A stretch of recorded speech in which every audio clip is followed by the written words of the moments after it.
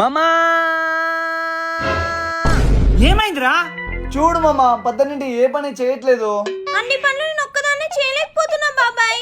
మా ఎత్తుంది ఇంట్లో అన్ని పనులు చేయడం లేదా?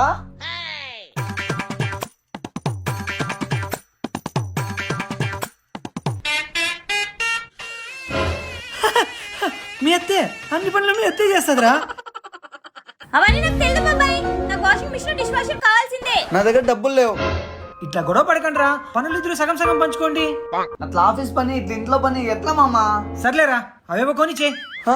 వద్దులే, అడ్జస్ట్ అవుతా. ధర్ని పోయి అత్త మామ కాఫీ తీసుకొని రాబో.